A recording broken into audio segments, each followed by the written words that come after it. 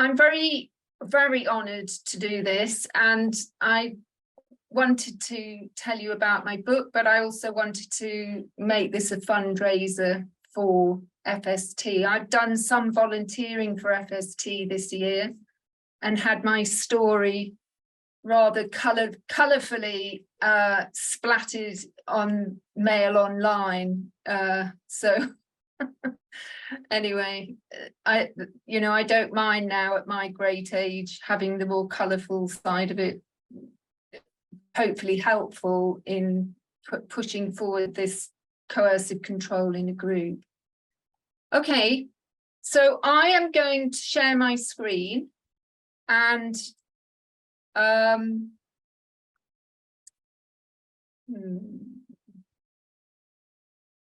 just going to, hang on a sec, I just want to move this PowerPoint over. Share screen.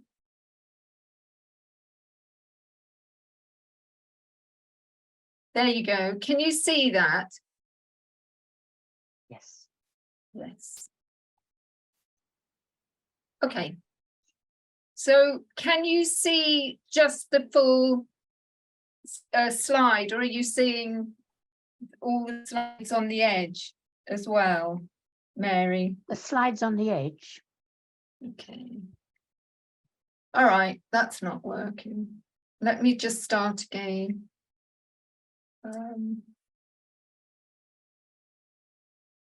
Okay.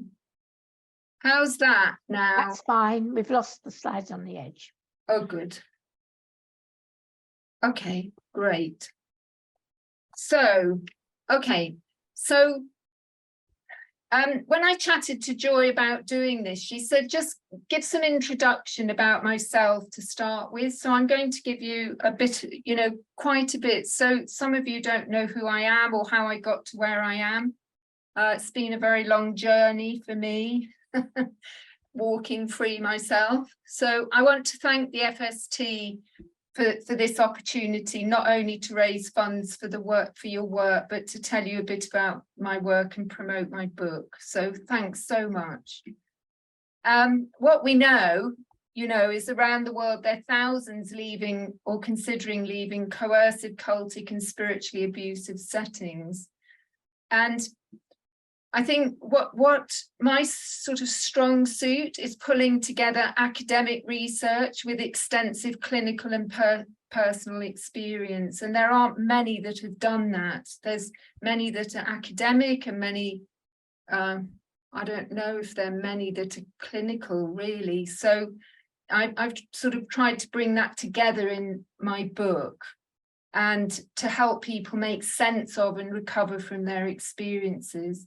I also find people really struggle to find therapists who understand and can address their experiences effectively. So my contribution, there's lots of wonderful contributions. Mine's through Hope Valley Counselling and writing this self-help workbook, Walking Free.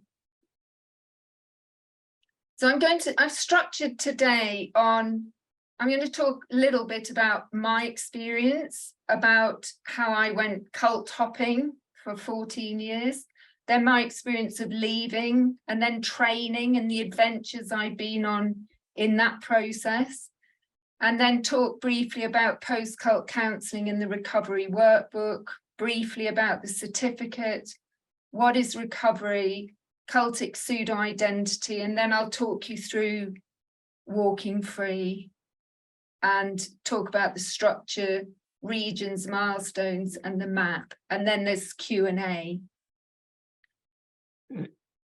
So I was a member of the community. I've changed the name slightly. It was a Bible-based group, and I was a member for 7 years, a long time ago, back in the 70s.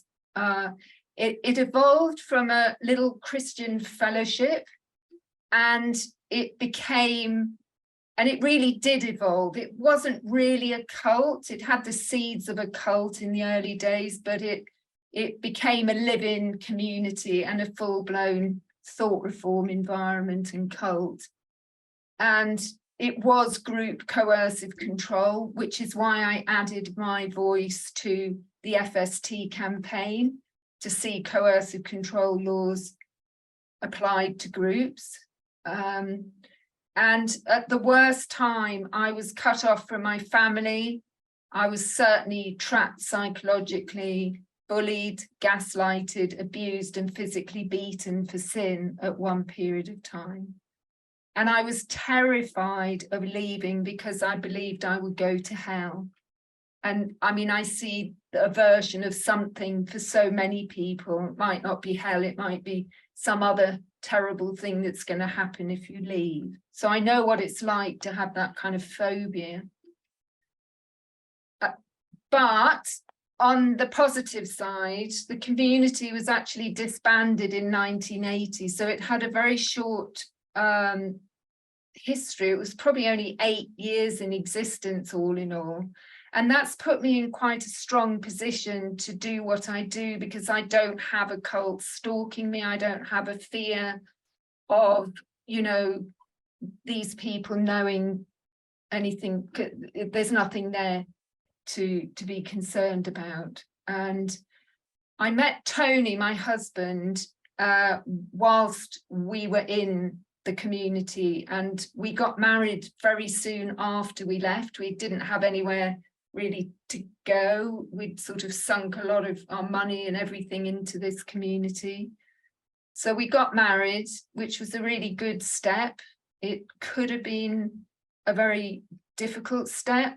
Like, I see people cult hopping into abusive relationships after such a experience, but we were very fortunate. And when we left, we did not understand what had happened to us. And so we continued to attend churches for more than 14 years, and they became progressively more controlling. And some were fine, but the problem was that I still had the cult in my head. So I still lived in fear, guilt, terror that God was, you know, sort of judging me and probably projecting a lot onto the other people sort of within those churches. And then there was one here where I live, which we joined, and then it really, the leaders started to become exceptionally more controlling, and that became a crisis for me. And we left. Thankfully, Tony and I left together in 1995. And my story is in the book, Walking Free, part 2, which, you know, an more expanded version, just so whoever's reading the book knows who's written it. But we left in 95 and just started to begin to understand that we'd previously been in a cult. I'd used the word cult, but I didn't understand what I really meant. And so our recovery began by leaving physically. And I'm going to say a bit about the phases of recovery, but it's phase 1 is leaving physically. You need to get out before you can really start to recover. So when I left, I was in pieces. I felt like the universe was full of pain. I certainly had PTSD, undiagnosed, and I just, you know, I was shell shocked. I had no idea what had happened to me. And I didn't know why I felt the way I felt, and I didn't know how to even begin to find my way out of that feeling. And unfortunately, as we left the community, we didn't understand. So we did this cult hopping for 14 years. So 21 years of my life was spent in that cult mindset, and then quite a number of years recovering. And in the final church in this area, there was a real waking up in me, and I just thought, that's it. No one's ever going to abuse me again. I just can't take anymore. I just don't have the strength. And we left. And I mean, back then, there weren't many resources at all. There was no internet, or if there was, it was very, I don't know if there was, but very early days, probably early days of the internet. So the best book I found was called Captive Hearts, Captive Minds by Janja Lalich, which was published as Take Back Your Life. And that's a very helpful book, and I always mention it to people. And in terms of resources, I just want to say Daniel Shaw's books on traumatic narcissism, Alex's book, Terror, Love and Brainwashing, and Bonnie Zeman, who's an ex-Jehovah's Witness. She's written a lot of books, which are also, people have said, are very helpful. But I realized there was room for another. And so out of my, well, I'll say a bit more about that. So I wrote Walking Free. So I've been investigating what will help me recover and what will help others recover for decades since leaving. It's always been my investigation. And whilst having that kind of curiosity as to what's going to be helpful, I did a lot of training. As you can see, I did a 4-year diploma in pastoral counselling, and that was really part of my exiting, because it was run by some wonderful Christian people, and they were so different to the people who were in the cult in terms of their mindset, their balance, getting me to think critically. And that was a sort of bridge for me out of that world of the sort of Bible-based world into beginning to be able to consider secular training. And just as I finished the diploma, I did a 4-week internship at Wellspring Retreat and Resource Centre in Ohio. And I learned actually the base of all the post-cult counselling. Really, that was the foundation of it. I did a master's in Gestalt, which was purely secular. I did a diploma in supervision, did a second internship at Wellspring and worked with a family there under the supervision of Dr. Paul Martin. And in all of these trainings, I was thinking, what helps, what helps? And I did my doctoral research. And then as a therapist, you have to have lots of CPD, continuing professional development. So I've done numerous other courses.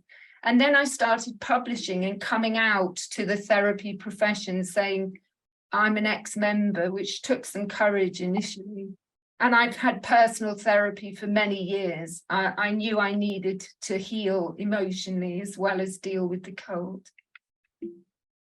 I worked for 11 years for Sheffield Rape and Sexual Abuse Counselling Service. I worked for Mind, a British mental health charity, a bereavement charity, and then I started my private practice and just slowly but surely started to work with survivors of coercive, cultic and spiritual abuse. And I had such fun, honestly. I went to Wellspring. This is the lodge at Wellspring, this building, and they built it themselves. Tragically, it burnt down about 6 years ago. I can't believe it, actually, but it served to work with many, many former members. I don't know how much you can see, there's this snowy building is Meadow Haven in Massachusetts, and they offered a year-long recovery kind of psychoeducational residential program for people who'd been in cults.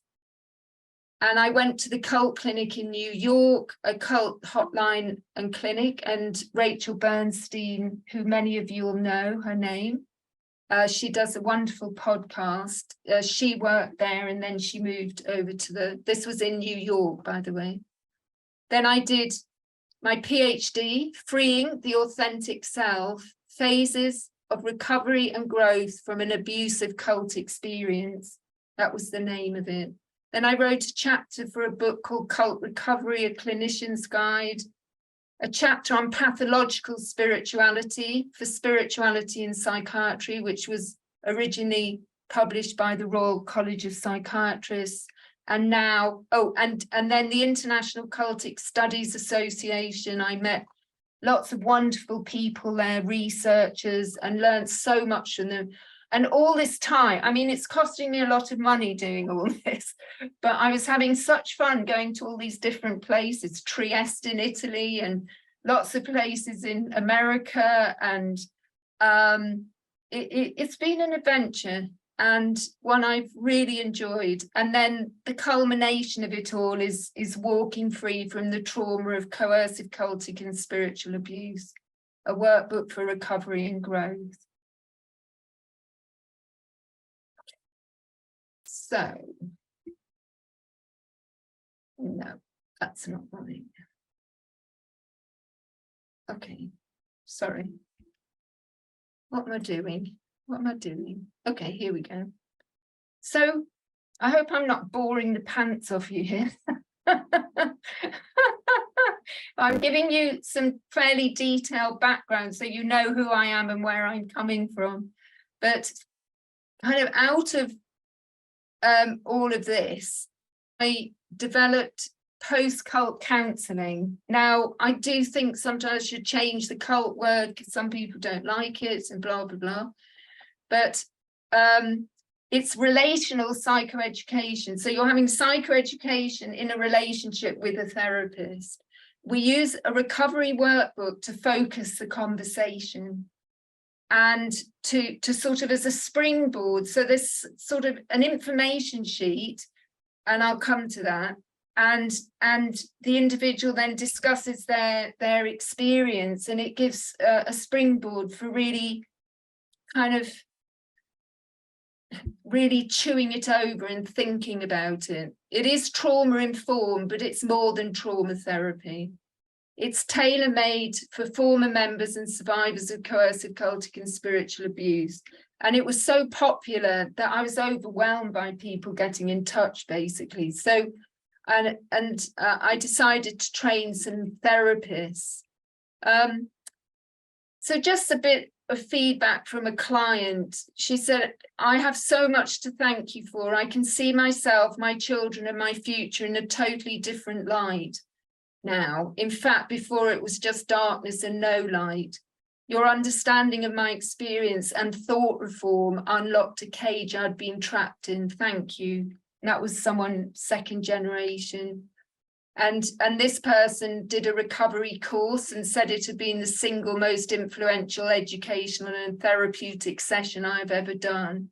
It has brought together everything I've learned about myself to date and helped me with a much better understanding of how the brain deals with trauma, especially at a young age. It has brought meaning and validation to all of my experiences while growing up in the cult. And now I have some of the tools required to challenge the pathways in my brain, which have been hardwired upside down.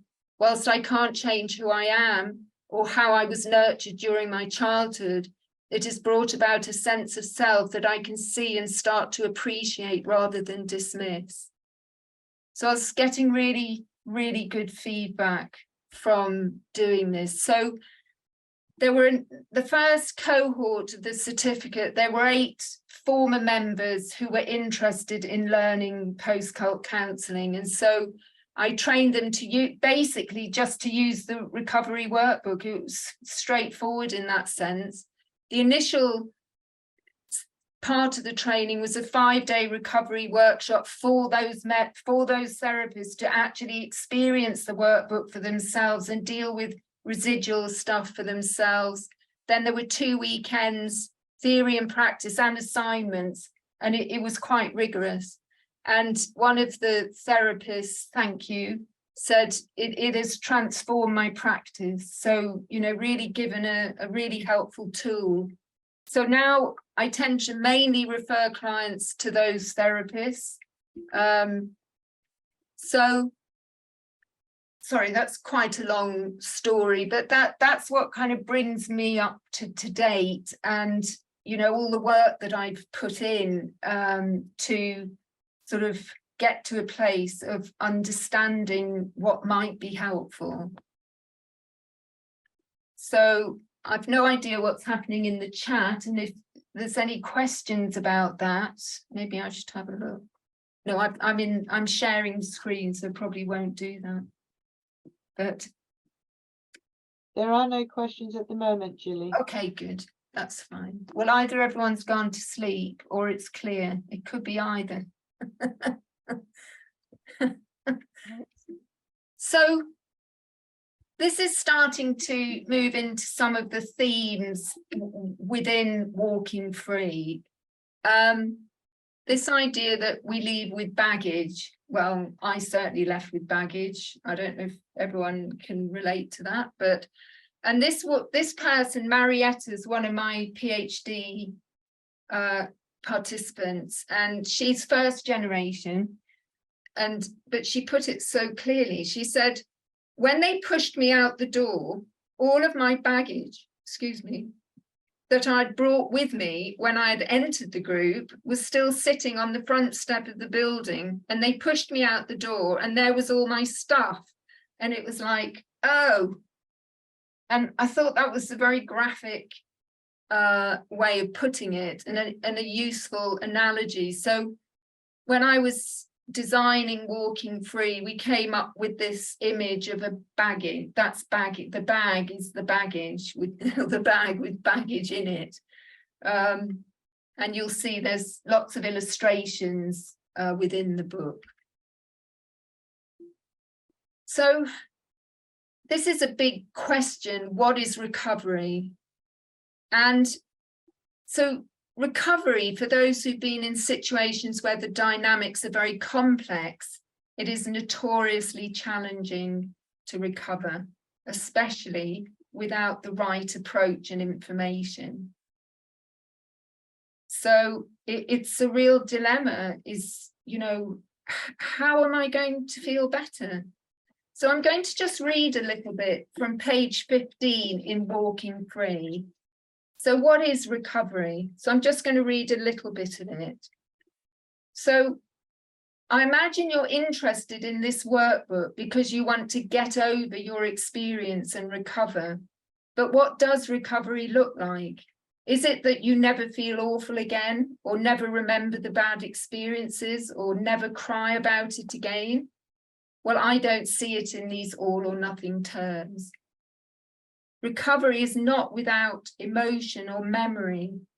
I've found this in my personal experience in clinical counselling with former members, that painful feelings related to memories of difficult and challenging incidents do emerge, but this does not necessarily mean we're not recovering or recovered. Recovery means we're able to face memories and painful feelings and be curious about them, but also we can withdraw from them without getting stuck in them. We don't go down a rabbit hole or get stuck in fight and flight or freeze modes as often. There have been times when I think I've processed something and then it seems to come back, sometimes with more baggage, because difficult memories are triggered and there is still more to process. This can seem overwhelming and disheartening, but I've learned to welcome this with curiosity most of the time, rather than fight it. I think of it as new information about myself, and so embrace it as part of my life story. This is not always easy, but I hope you'll be able to do the same. And a little reminder, it is okay that we need to process things. Few things are ever perfectly sorted, and we cannot get rid of our memories or what has happened to us, and nor should we.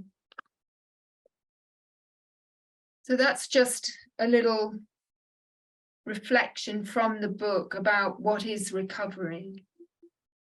Is there anything anyone said about that? Or I imagine lots of people have a lot to say about what is recovery. And it took a lot to really try and make it succinct and summarize it in a way that's sensible, I hope.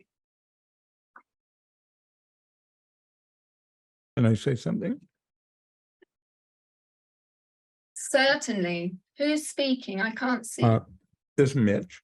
I'm thinking of Hi, Mitch. Hi, Gillie. Thinking of the internal family systems model, where you, with these dissociative states, making friends with these different parts over time. What was the question? Oh, I'm making a comment, what Oh, you a were comment. talking about. Yeah, Okay. exploring these different painful memories. I'm thinking of the internal family systems model as a way of healing over time. Thank you. Yes. So I am not trained in internal family systems, IFS, but I have worked with parts for many years based on Janina Fisher's work, her trauma work, which she did base on that to some degree. Yeah, lots I could say about that. Thank you. I'm going to carry on. So back in 2008, I wrote an article about the cultic pseudo personality, and actually it's on my website on the writing and media page, right at the bottom of the page under the writing bit, and reflected on the cult pseudo-identity, cultic pseudo-identity, and dissociation, or the kind of different parts. So that is addressed to some degree there. But I'm just touching on this because these are kind of tips or areas that I think can be really helpful to think about. And some people find it really helpful. Other people maybe less so, but the people I tend to work with, we seem to be able to work with this quite helpfully. So when we're subjected to brainwashing or thought reform, say throughout our life and into adulthood, I suggest we form an identity to comply and fit in. It's pretty difficult to be part of one of these high demand situations and not have to mutate who you are in order to fit in. And I call this the cultic pseudo-identity. And I see this as overlaying, and probably some of you can't see me, but it's like I put my hand over my fist and sort of it overlays, it starts to squeeze. This cultic identity is overlaying and squeezing the authentic identity, or the real me, whatever you want to call it. And I think that's applicable for FGA's first generation, SGA's second generation, and MGA's multi-generation. But I think all who grow up into adulthood probably form a cultic pseudo-identity. But I think for SGAs and MGAs, it's deeper and more entangled into their authentic identity. So I've got my fingers kind of entangling in, I think it can be pretty entangled for some first generation, actually. I have met some first generation who joined, in their late teens, and then who were in for kind of 40 years, and they had a very similar, or to some degree similar presentation to second generation, because they've just been in so long. So I think, and I suggest, that to recover, we need to recognize and unlayer this pseudo-identity and free our real me or authentic identity underneath. But how do we do that? Well, I think we do this by understanding how it occurred within the coercive, cultic, or spiritually abusive setting. And we do this in phases. So this is from my PhD research. This was the real nub of what came out of my doctoral research. This is a clever one that I always forget does that. So phase one is the need to leave physically to begin to leave psychologically. As I said, for myself, I didn't really start to recover or even begin to understand till I finally stepped out of these different churches. Phase two is the need to leave psychologically and build an authentic identity through a sort of cognitive understanding and psychoeducation. Phase three is the need to leave psychologically and build an authentic identity through emotional healing, addressing suppressed feelings, trauma, loss. And actually at phase three, for first generation, it's addressing pre-cult vulnerabilities. Therapists make the mistake, I think, of addressing pre-cult vulnerabilities before they even begin to address the cult, which so often, or cultic setting, which so often then just ends up blaming the victim, basically. Oh, it's your fault, you joined a cult, whereas actually it's way more complex than that. And then phase 4 is a hopeful phase. It's recognizing recovery, or some level of recovery, that actually I'm okay, and that our authentic identity is building. One of the data sets was I am myself again. That's first generation.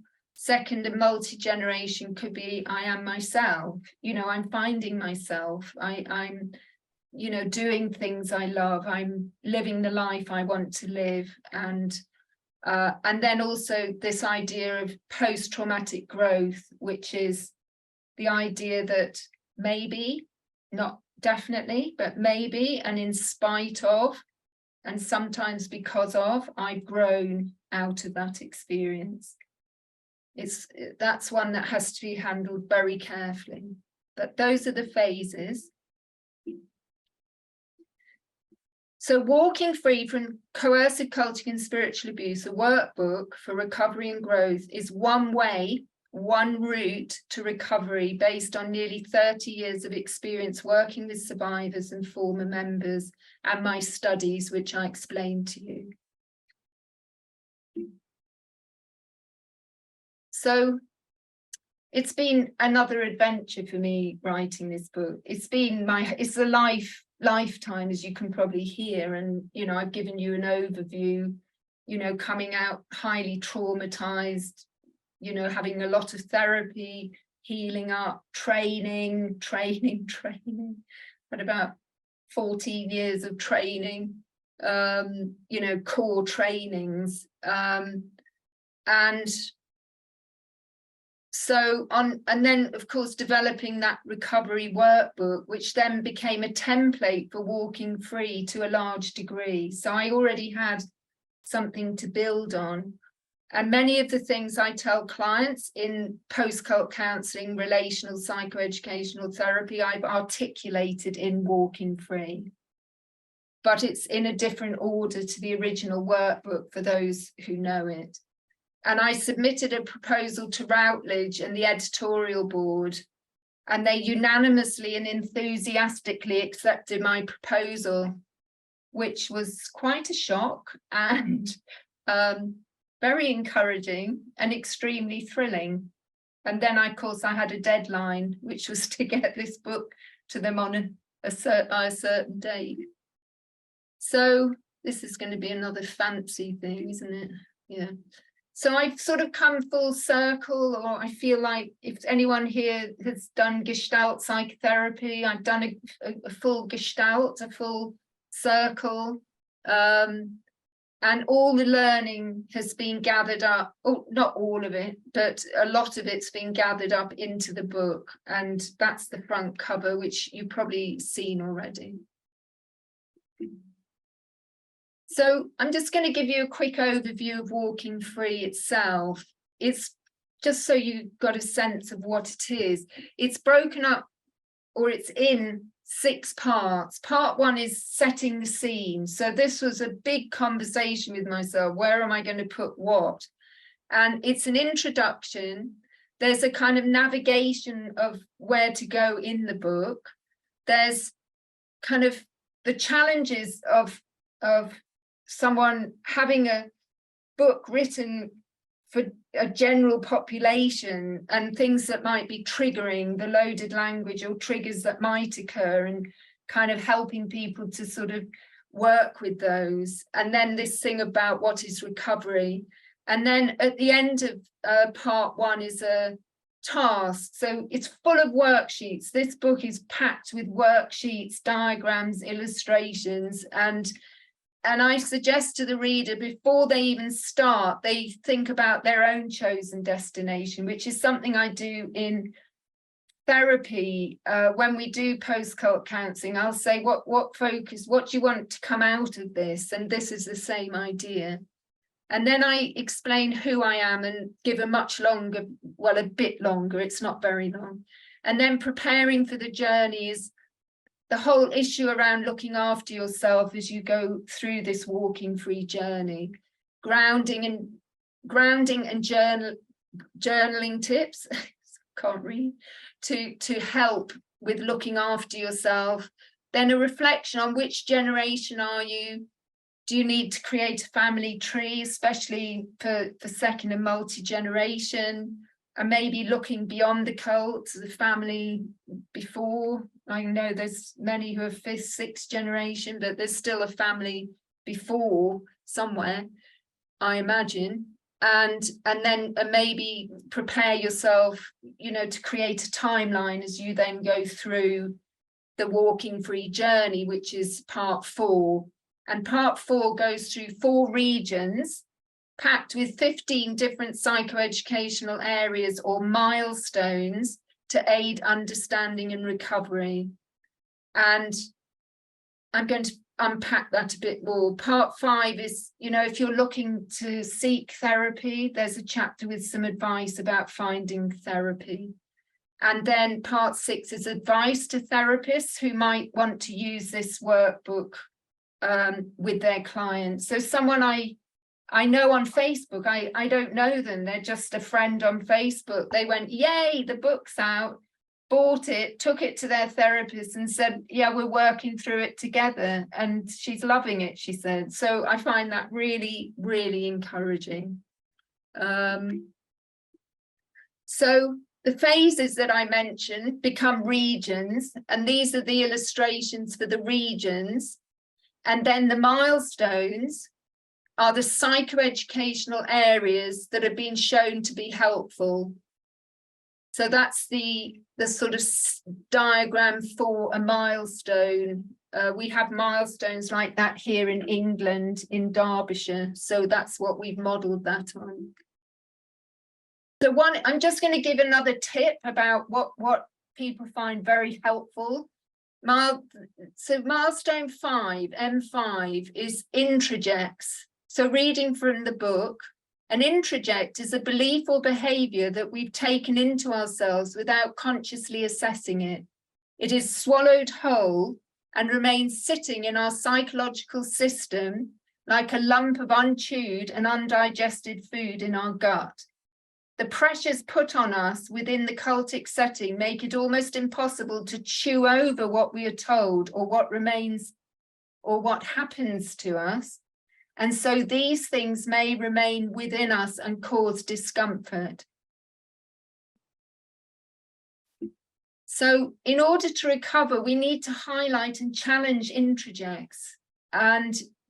But they can also become phobias. They can be really phobic. You know, I'm not allowed to this, or, you know, I believe God is watching me and I've taken it in, I've introjected it, and I start behaving as if this so-called God, a monstrous version of God, is watching me and stalking me. And so that people need help to really challenge that. So there's a section on these, and phobias and critical thinking. So they've been added. The original workbook didn't have those. So there's, you know, quite a meaty chapter. One of the things we'll do is we'll highlight, you know, can you articulate an introject? It's selfish to think about myself is a simple one, and one that most people have taken with them from a coercive situation.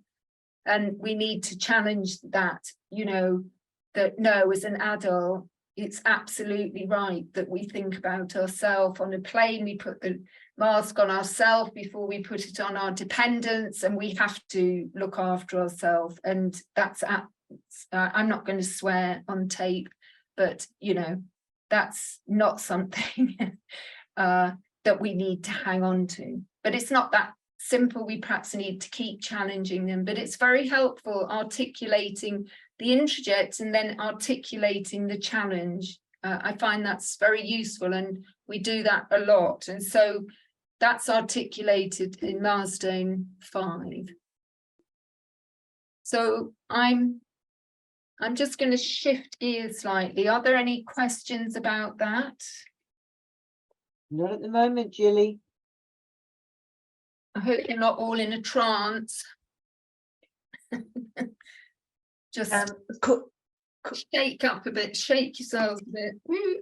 Could I ask a question? Yes, who's speaking? It's Mary Kelly, Gillie. Hello. Mary Kelly. Hello. Hello. Gillie, I wanted to ask you about the introject. Is that different to what you mentioned earlier, the pseudo identity that you mentioned that one takes to kind of fit in or to prevent more violence coming your way? I'm confused in, not just you mentioned, but I've listened to Stephen Hassan on this as well, because he mentions the pseudo identity and you've now mentioned the introject. Yeah. And I'm wondering, is the introject an identity given by the cult leader?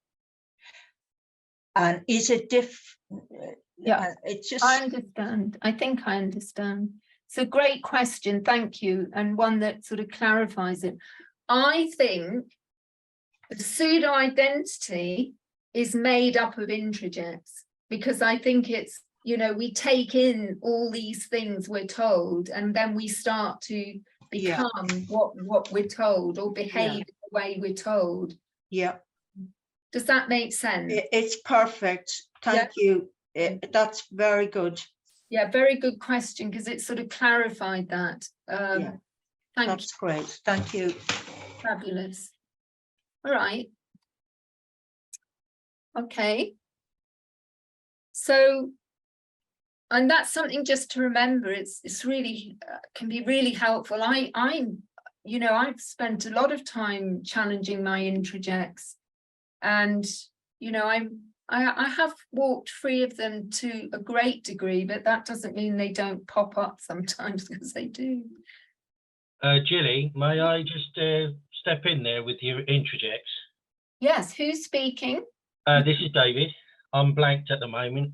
Hello, David. Yeah. Hello. So currently I am actually going through your post-cult counselling Oh, yeah. with your trained ladies. Great. And I must say this section on introjects is extremely powerful, because it's like, someone gave me the illustration years ago. You're trying to find a blockage in a pipe and you tap the pipe, and then you find the blockage at a certain point, and when you hit it, everything releases. So since I've been doing that work with your trained counsellor, how best could I describe it? It's like, actually, if anyone's seen The Matrix, where right at the end, he sees everything for what it is as computer code in front of him, and he's broken it down and seen it for what it is. That's the kind of feeling I have gained by your work on that and my further research around your work there as I'm working through your book. So it's excellent. Thank you. You're so welcome. Thank you. That's really encouraging. And yes, it's very, very important. And it's great when one starts to get it, because you can start to unlayer then this pseudo identity, this sense of who I should be. Shoulds and oughts are often introjects. I should be different. I shouldn't this. It can be a bit of a clue. So there's lots in the book about that. Thank you, David. That's really great. I'm so happy it's helping. So I'm just going to make a couple of comments, and then I'm trying to hurry myself up, that is. I just wanted to say, as I come back to a bit more about the book, that I'm really touched by those who endorsed the book. Alexandra Stein did, and Daniel Shaw, and Alistair Ross, who was he's a professor at Oxford University, and he was one of the people who taught me on my diploma in pastoral counselling, and has been enormously supportive over the years. You know, just amazing. Bill and Lorna Goldberg and others. I'm really touched. And the other thing then is the illustrations. I had such fun. I approached Camilla Charnock, who's actually a step cousin, who's a brilliant map illustrator, to draw out a literal road map that I created. So it was my map, but she kind of put it into, and I'm going to show it to you in a minute. And so, you know, as we, you know, kind of articulating and drawing the roadmap and then writing kind of brought everything together, and I started to really see the structure coming together around this idea of a journey. So I'm going to show you the map and explain the journey to you through the map. So it's a bit of a sensory overload to start with, I can imagine, but can you see the whole map on the full page? You've got a full page of this, so make sure you're on presenter, whatever it is, mode. So here we've got a road going around a lake. I hope you can see the cursor. The lake in the middle is Oasis Lake, and it's really to stress the need to have a break, or you know, just to go and sit on the jetty, get in a boat with a dog if you like dogs. I love dogs. And just to have a break from the journey as and when you need it. And that's emphasized in part 3. There's exercises and worksheets in part 3 to help with that. And Camilla did all these lovely little additions of ducks and fish and that sort of thing. And this is all these all these illustrations are black and white, so that you can color them in if you want, excuse me, and coloring can be very grounding and, you know, trace the journey, whatever. So here in the bottom left-hand corner, you see the person with a very heavy baggage, and they're just leaving that situation. And they're in region 1. Then up in the top left-hand corner is region 2, which stretches all the way round to the right-hand side, and region 3, and then region 4. So I'll explain. So the person comes along and they go to this little hut with self-care packs and maps, and they pick up a map, and no one has to do this map, but this is the map that's being offered here. And then there's a little sign saying this way. So we're not going that way, we're going to the left and following the road round. And we get to milestone 1, which is leaving. So there's a whole chapter on leaving, a reflection on leaving, what it's like, what was it like for you? So kind of there's information and opportunity for reflection and other people's experiences to a degree. It's mainly to help you reflect. And then we go into region 2, which is, so region 1 is leaving physically in order to recover. Region 2 is needing to cognitively understand. So as we go into region 2, we think about facing doubts. Many people have doubts when they're in a coercive, cultic and spiritually abusive setting. But many people have doubts about leaving. It's like, oh dear, maybe I'm wrong because, you know, they haven't left. So maybe, you know, there's a doubt about leaving. So we kind of think about that. Then M3, milestone 3 is diagnosing your group or relationship. So in that chapter, we look at coercive control, cult, call a cult a cult, and spiritual abuse. And then there's looking at the definitions, seeing how it applies to your situation, and then an opportunity to pull together a definition of your own that suits your situation. M4 is confluence. So confluence is again a Gestalt term from my therapy training, which means merging. I don't know if you can see, I'm sort of merging my hands one over the other. You know, it's to do with how confluent were you, how merged were you within that setting. I mean, I was nearly, I would say probably nearly 100% merged at one time, which is quite stunning to look back and realize. And so there's mainly diagrams in that one, which wonderful graphic designer Lydia Lipinski drew. So it's to have a reflection on that, and then even a reflection on where are my family, you know, where was I in my family and where was I placed within that.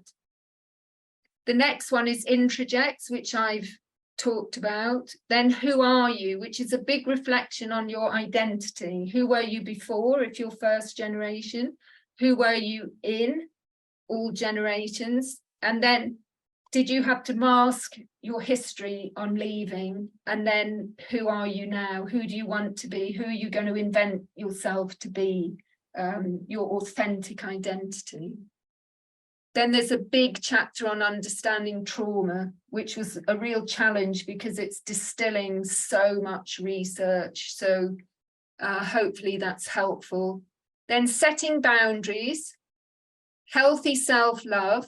So those are unpacking different areas. And then we come, so this is like the lowlands. We've done the lowlands. These are theories that I found are very helpful. And then we come to this little bridge, which is modeled on a tiny bridge just up the road from me in this beautiful valley, little stone bridge. And then you come over and we go into thought reform. Now, thought reform is one of the most helpful theories that there is, that I find is quite shocking to most people from all these different cults. They're like, oh my goodness, this actually applies to my situation. It's Robert J. Lifton's theory, which obviously I've referenced him. And each of the hills has a bench on, because I think it takes a bit of chewing over and a bit of sitting down and thinking it through. So it's all spelt out: milieu control, mystical manipulation, demand for purity, confession, sacred science, loading the language, doctrine over person, dispensing of existence. So there's an opportunity to learn about it and reflect on it. And then there's some other controlling dynamics, which are double bind, cognitive dissonance, and gaslighting. It's actually a very short chapter, but with a place to reflect. And then a biggie is unmasking the cult leader. The biggest data set in my PhD research as to what's helpful is unmasking the cult leader. And then we are finished with region 2. And we come into region 3. Now, region 3 is probably, on the whole, more suited to face-to-face therapy, but this is a self-help book. So I've done a big reflection on emotional healing, emotions in the cult, you know, how they're suppressed or they're overactive and can't be self-regulated. So that there's a big chapter on that. And then when that's done, we go into region 4. Now, all of this entails working through worksheets. It's an actual kind of, it really is a workbook. You don't have to make it a workbook, but if you do, I hope it'll really help. And then there's region 4 is reflections, which M14 is the kind of idea of post-traumatic growth. And it's really just a series of questions under some headings of, you know, have you changed or grown in certain respects? And then here it's a case of, well, do you feel you need to go back along the footpath and revisit some of these other milestones? Or do you feel ready to move on? And Camilla drew this figure. See, the figure is getting light, the baggage is getting lighter. Now they just have a backpack and they're feeling a lot lighter. We all have baggage and we're all going to carry baggage with us to some degree, but this isn't weighing them down. And there's a whole list of what's in the original workbook and many, many more recovery tips, kind of just tips, things to think about, do what gives you pleasure, etc. And then that's the end of that journey. So that kind of pulls together all of my, you know, all of the things that I've been talking about. Any questions? There's one question in the chat, Gillie, but I don't know if you'd like that now or want to wait for the Q&A. Is it relevant to the map? It's not relevant to the map. No, let's have it in Q&A. That would be fine. So hopefully that's clear. That's just showing that illustration. So all of the milestones have different flowers, and Camilla put this sweet little robin, which apparently has some meaning. So if you like things with meanings, you can look up what does a robin mean. If you think it's rubbish, then don't do it. It wasn't intentional. She just put this little bird in with the person, and it's always in a slightly different place. So just to say, if you want to obtain a copy of Walking Free, you can do it on the Routledge website, through my website, or through the Routledge website. I think Joy's probably has posted, have you, or going to post? I posted it. I will post it again. Thank you. So you can go direct. My website will take you, if you click on a link, to the Routledge website. And we have a code today for 20% off. So you don't have to order it today, but you have that 20% off for attending this talk as promised. And you can get it in books and all bookstores, I gather, but it's only just come out. The first people who seemed to get it were in Australia and New Zealand, which was amazing. They got it before I did. So I was like, oh. So yeah, and if you want, order it for your library, although it is a workbook, so you might want to have your own. But all the way through, I've suggested you have a journal alongside. So if you don't want to scribble in the book, you might want to just write in a journal anyway. So that would work. Okay.